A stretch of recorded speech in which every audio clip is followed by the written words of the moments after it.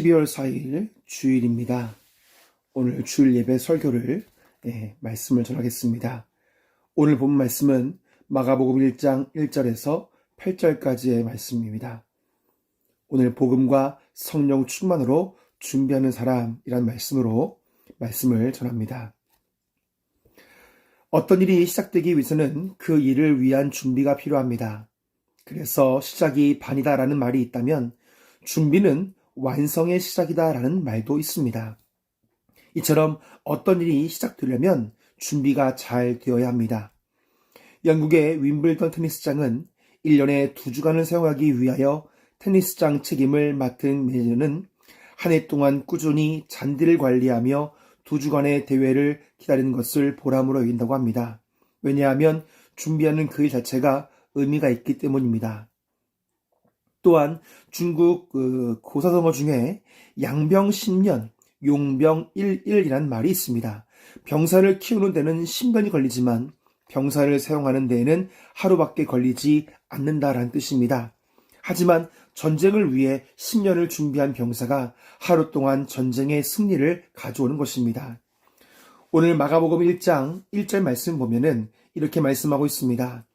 하나님의 아들 예수 그리스도의 복음의 시작이라. 마가복음을 여는 첫 문장이 하나님의 아들 예수 그리스도의 복음의 시작이라고 말씀하고 있습니다. 그리고 본문 2절에서 이사야 40장 3절에 나오는 말씀을 인용해서 이렇게 말씀하고 있습니다. 본문 2절과 3절 말씀입니다. 선지자 이사야의 글에 보라. 내가 내 사자를 내 앞에 보내노니 그가 내 길을 준비하리라. 광야에 외치는 자의 소리가 있어 이르되 너희는 주의 길을 준비하라. 그의 오실 길을 곧게 하라. 기록된 것과 같이. 아멘. 마가복음은 다른 복음서와 달리 아주 간단하게 시작하지만 분명한 목적과 의도가 있습니다. 그것은 바로 하나님의 아들 예수 그리스도의 복음이 목적이라는 것입니다. 이 목적을 위해서 이미 하나님은 이사야 선지자를 통해서 예수 그리스도의 복음이 이 땅에 들어올 수 있도록 준비하셨는데 그 준비된 사람이 세례 요한이었습니다. 하나님은 이미 구약 말라기에서 예언한 이 세례 요한을 통해서 무엇을 준비하게 하신 것인지를 우리가 먼저 보아야 합니다. 마가복음 1장 4절과 5절 말씀을 제가 봉독합니다. 세례 요한이 광야에 이르러 죄의 사함을 받게 하는 회개의 세례를 전파하니 온 유대 지방과 예루살렘 사람이 다 나아가 자기 죄를 자복하고 요단 강에서 그에게 세례를 받더라. 아멘. 세례 요한은 죄 사함을 받게 하는 회개의 세례를 전파했다고 이야기했습니다. 또한 많은 사람이 세례 요한에게 나와 자신의 죄를 자복하며 세례를 받았다고 성경은 기록하고 있습니다. 그렇다면 여러분, 회개란 무엇일까요? 어떤 사람이 기차를 타고 잘못하게 되었습니다. 그런데 그는 기차를 갈아탈 생각을 하지 않고 기차 안에서 착한 일을 하기 시작합니다. 기차 안을 청소하고 노약자를 도와주고 배고픈 자에게 음식을 사주고 많은 선행을 베풉니다. 기차 안의 승객들은 그의 선행에 대해서 박수를 치며 칭찬하기 시작합니다. 그런데 종착역은 그가 목적했던 곳이 아닌 전혀 다른 곳이었습니다. 그가 목적지에 도착하기 위해서는 기차 안에서 선행을 베풀 것이 아니라 기차를 갈아타야만 합니다. 여러분, 회개란 방향을 바꾸는 것입니다. 잘못된 길인 것을 알았다면 그 길을 다시 올바른 길로 돌이키는 것이 바로 회개입니다.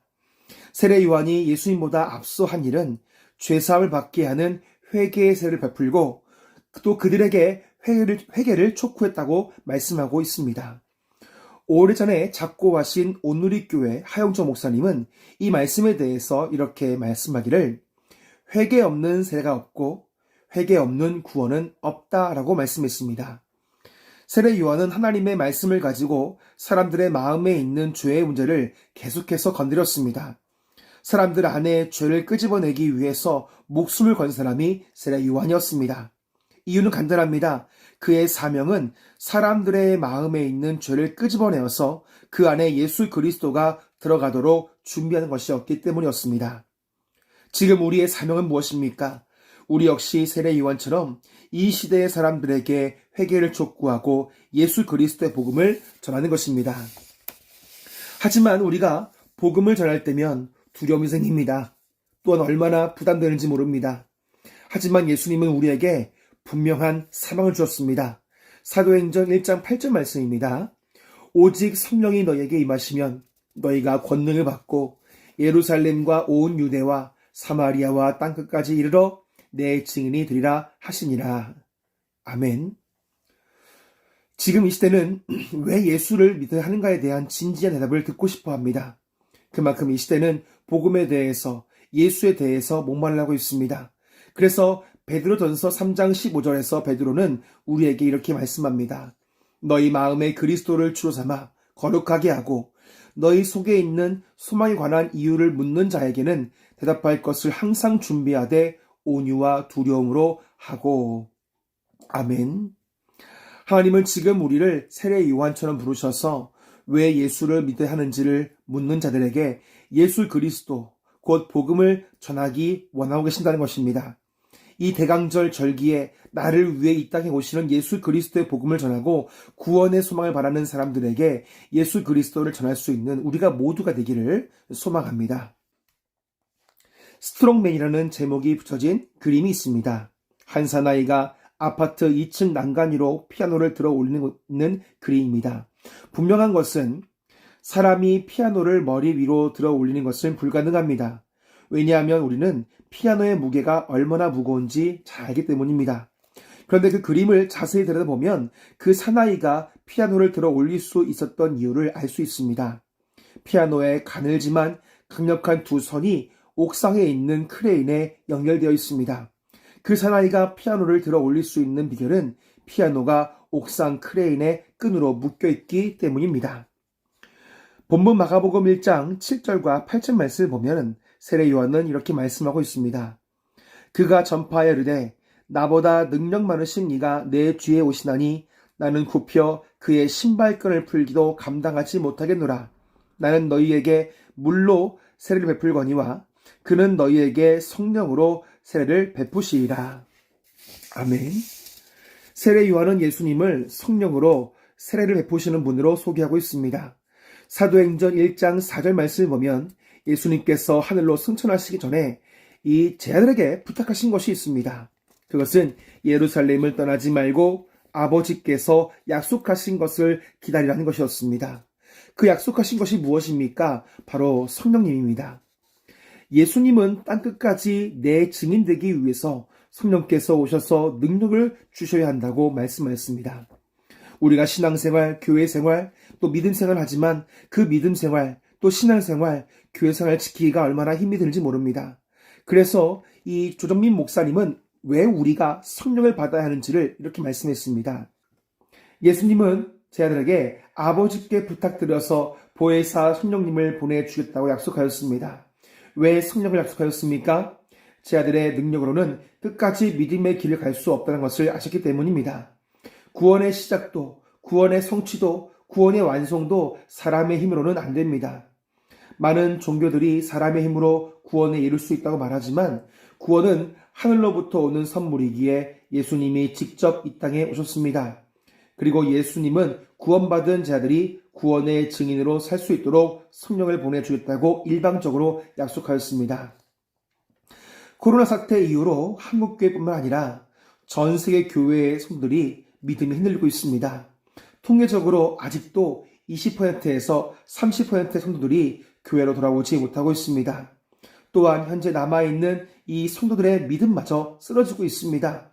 하지만 지금 우리에게 소망이 있다고 한다면 예수님은 우리에게 성령을 보내주시는 분이라는 것입니다. 우리가 서두에 이야기했지만 사람들에게 복음을 전하고 그 마음을 주님께 돌이키게 하는 것이 우리의 사명이라고 말씀을 드렸습니다.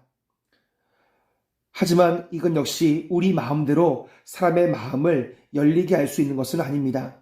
우리가 아무리 복음을 전해도 복음을 받아들이는 사람의 마음이 열리지 않으면 결코 복음은 들어가지 않습니다.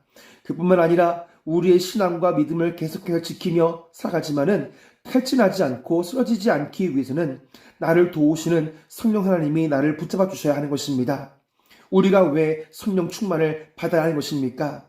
우리의 믿음을 지키고 주님 오실 그날까지 복음을 전할 수 있는 능력과 힘을 공급하시는 분이 성령님이시기 때문에 그렇습니다.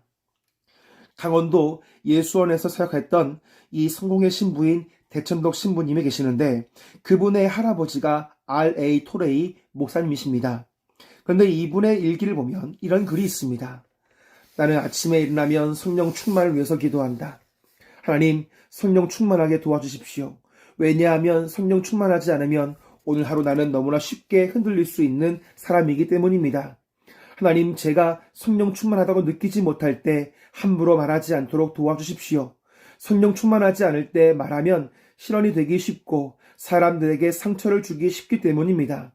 하나님, 제가 성령 충만하지 않을 때 제 인생의 중요한 결정을 하지 않도록 도와주십시오. 성령 충만하지 않으면 저의 결정은 잘못될 가능성이 항상 있기 때문입니다. 사랑하는 성도 여러분, 세례 요한은 예수님을 성령의 세례를 주시는 분으로 소개하고 있습니다. 우리에게 성령을 보내주시고 땅끝까지 복음을 전하고 우리가 끝까지 우리의 믿음을 지키며 승리할 수 있도록 도와주시는 성령님을 우리에게 보내주셨습니다. 이 대강절 절기를 보내면서 우리가 예수님의 복음을 전하며 우리의 믿음을 끝까지 지킬 수 있도록 또한 기쁨으로 성탄을 맞이할 때까지 우리를 지켜주시도록 성령 하나님을 간절히 구하는 우리 모두가 되어야겠습니다. 오늘 우리 안에 회개의 복음을 전하는 사람으로 이 대강절을 살아갑시다. 우리가 성령님의 능력을 구하며 온전한 믿음을 지키며 땅끝까지 복음을 전하는 능력을 얻기 위해서 늘 성령으로 충만한 대강절이 됩시다. 오늘 이 주일도 한 주간도 나와 여러분 모두에게 성령 충만함이 가득하기를 주 예수 그리스도 이름으로 축복합니다.